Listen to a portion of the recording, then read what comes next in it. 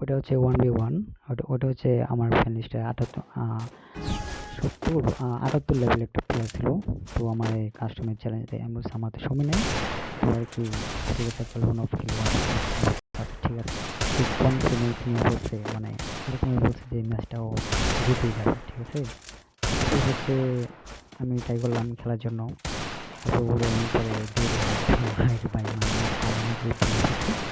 But বাকি আপনারা দেখেন যে কেমন ভাবে খেলা হয়েছে। বাট আমি আমি হচ্ছে যে কোনো সময় ভালো খেলি না, জাস্ট টপ ছাড়া আমি তেমন খেলা পারি না।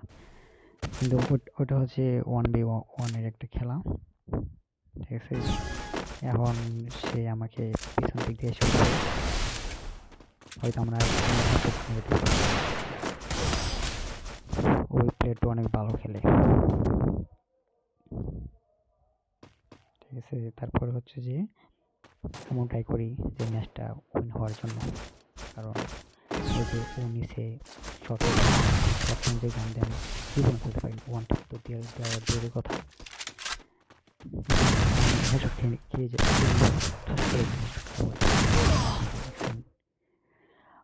ও মানে ওই ম্যাচটা এখন ও জিতবে, ওই রাউন্ডটা এখন ওই ব্ল্যাক ফায়ারে জিতবে।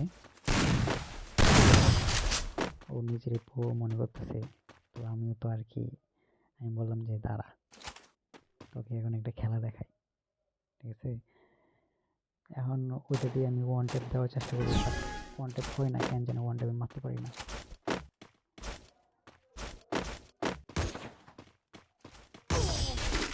পুরো হ্যাকারের মতো এসে মারা দিল।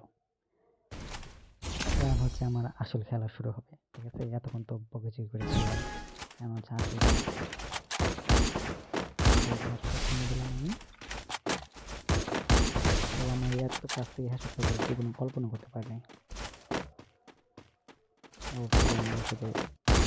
হয়ে গেছে, ও ম্যাচ ও খেলা।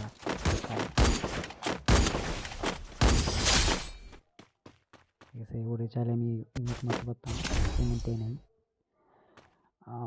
মানে ফ্রেন্ডলি আর কি, তাই ইমোটটা হয় নাই।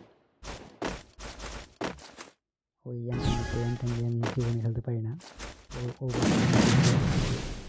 আমি শর্ট গানে পারদর্শী, সেটা ও জানে না, আর লেভেল দিয়ে কোনো যায়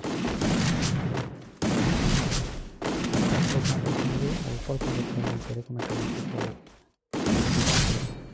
শেষ। আপনি একটা জিনিস দেখছেন যে মানে 1 vs 4 থেকে আমি ম্যাচটা করে আনলাম, একটা রাউন্ড নিলেই ম্যাচটা জিতে যেত, কিন্তু ও এক রাউন্ড ওর আমি দিতে দিবই না।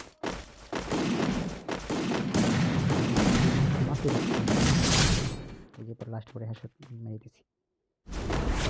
যে এত ভালো কেমন খেলতেছে, ফার্স্টে দেখেছে বডের মতো, কিন্তু এখন দেখা যায় একদম প্রোর মতো খেলতেছে। লেভেল অনুযায়ী ওই খেলাটা চাই। আমি শর্ট রেঞ্জে গান নিই না, কারণ শর্ট রেঞ্জ